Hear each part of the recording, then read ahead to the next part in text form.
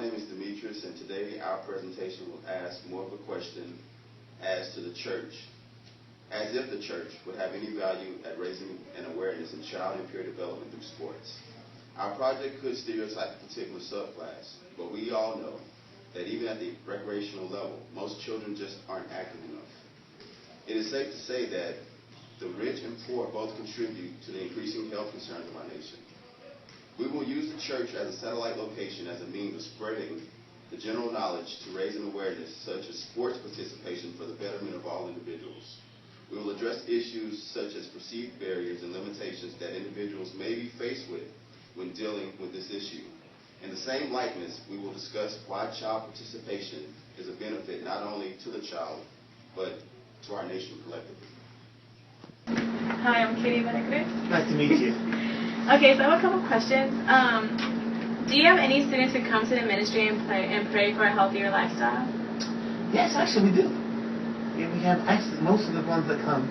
I think there are 3 actually young females. I have no males, right? But they have been fasting, and part of the fasting they're trying to eat healthy, and so I'll be praying for them. How many would you say come in, like a week, a day, a month, a semester? Just 3 young ladies. Over the course of the semester, I may see 2 or 3 times. 2 or 3, okay. And would the church ever consider being a sponsor to maybe one of those female students and helping them participate in a wellness program or like any exercise program to become a healthier lifestyle? When you talk about church, you talk Universal Church, a particular church? It could be any church, in this case, the University Church. Yeah, we would do that. We actually, in our own office, we started our own little Eat Healthy, pull back from the table a bit more. But we're trying to do better our own self. So yeah, we want to do that. Okay, awesome. Thank you for your time. Okay. Hi, my name is Desiree. Nice to meet you. A couple of questions for you. How does spirituality play in a person becoming more aware of their lifestyle? Spirituality plays a wonderful part in our lifestyle. If we read Scripture and follow Scripture, it also lays out a healthy diet within Scripture. One of the things we do in our church is called Daniel fast. We do that twice a year. And it's a 21-day fast. We eat nothing but fish, no meat, no sugar, no sweets. It's just hard to make a lot of food. And we do that for 21 days. It's also a cleansing process. So it's not Scripture that helps cleanse us to help you out. Okay. How has the church ever thought about participating in a wellness program for students who aren't in sports? Well, that's a good question. I don't know if we've paid a lot of attention to that. But I know churches are now offering little programs such as yoga, different things to help bring about a healthier lifestyle. I think we are waking up to the fact that we need to do that. Thank you for your time. All right. Hi, my name is Hannah Kalaksa. Nice to meet you. Nice to meet you. My first question for you is, would the church ever consider donating money or a service to the non-athletes to encourage them to become more active? I don't see why not. I think it would be in our benefit to help all students, not just the athletes, but I think if you have a healthy congregation, it's just beneficial to us all. One of the worst things I hate doing is preaching funerals. So if we have a healthy congregation, then we live longer. Right. My second question is, how could the church get more involved with athletics on campus and in the community?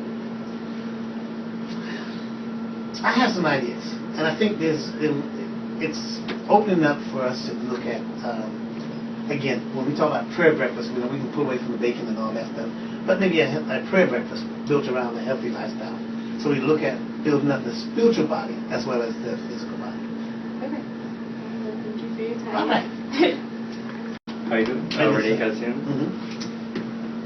Understanding that the church is very involved with things as concerts, religious singings, and you guys bring a lot of awareness to the school. Can you elaborate for people that don't know how involved are you guys with athletic events such as, or like football games, or do you guys pray before games or other stuff like that? Would you like to elaborate on that? Well, I pretty much do all of the home games when I pray in all the games. I think the only game I haven't prayed for since football season started has been the homecoming, but Father Tom did that one. So I'm pretty much involved. I'm a former athlete myself. You can't tell by my wonderful physique, but I think that it's incumbent upon us to be involved in all aspects of the university, athletes and non-athletes, because I think that's our job. Yeah. That's what we have to do. Understanding that you're aware that the student body is very religious diversity, do you guys ever, of course you guys open arms to a lot of students from different faiths or beliefs, and whether they need help physically, mentally, or spiritually, do you guys help those, or do a lot of people come and seek for help from you guys? Yeah, we have an interfaith council, and the council is there, and it's made up of people from the Jewish community, the Muslim, Hindu, Buddhist, and Christians, of course. And we're there. We look at problems on campus. We try to bring in programming to look at how we can solve those problems. Not even sometimes not even a problem. Sometimes bring awareness and how to understand various faiths on campus. And so this program has been in place now for 3 years or more. And so we're always looking at ministering to the entire campus. All right. Thank you. All right. Nellie, full-time for $150,000 a year, and have her in here all day. But she's going to go to medical school, so we can't hire her. But she's a Zumba instructor, and she's just really amazing. And I think that's part of the thing for getting the non-active people. It's the personality. Okay, once you got these individuals involved, how would you retain them in the program? What type of incentives would you incorporate into a program to keep them at bay? Well, one thing is you can have these, some of the kind of things that the health club does. Like one of the things that the health club does that they used to do is you get on the treadmill and you get frequent flyer miles with Virgin Atlantic for what you ran. Okay, so you got sort of a prize, you know. So if you ran 5 miles, you get 5 miles to fly to London. But you can set up things, raffles. You have a small membership, you know, and then have a drawing for something to get people to come. We're having a sports management symposium in March, and we want everybody to come on Friday night. The bulk of it is on Saturday, but we're going to have some special people there. Ann Jeanette will be there. So we've got have a drawing and some things that they're going to do that we're going to do to get them incentivized to come on Friday night. In addition to the people that we have, we'll have all the big speakers will be there on Friday night for a meet and greet. So Richard Oliver. So, and then they'll have a drawing. So if they're there on Friday night, they can be in the drawing the next day for. You know, it doesn't have to be a big prize. You know, Doc Councilman used to give away jelly beans, you know, in swimming. If you had to guess, how effective do you think this is, this protocol? Well, I think you could get donations for some kind of prizes, just coupons and stuff from HEB. You ever see the synchronized swimming water show? I think the program is right over there. All their sponsors for their silent auction and everything, and they had big ticket items, so you could get small stuff, you know. Sure. And some of it's prestige. T-shirts, you know, are a pretty big deal. You know, if you can get somebody to donate T-shirts and print something, and have achievement T-shirts for some kind of achievement level that they make so many workouts and that type of thing. Okay. So, but I think the important part is the person. Like our intramural people are great. And you ever, people at the front desk, they have the right people. Most of them, they're pretty outgoing, you know. So it's the same thing if somebody's going to be providing that service.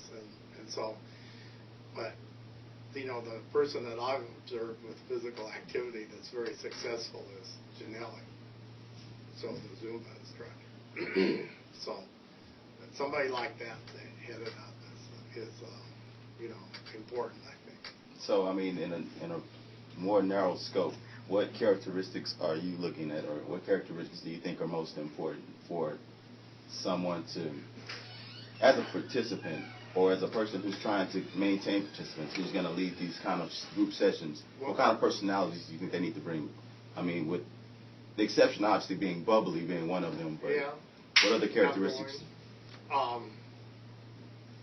Well, Doc Councilman used to always say, think about them, not about you. That's how we kind of socialize Mark Spitz into being a team member. So you're in there together with them, you know, and they have to realize that everybody has challenges, even the instructors, people leading the groups, you know, they have goals and aspirations and challenges too. And, you know, so they have to realize that person, if they're highly fit, that they had to work hard to get to do it, you know. So,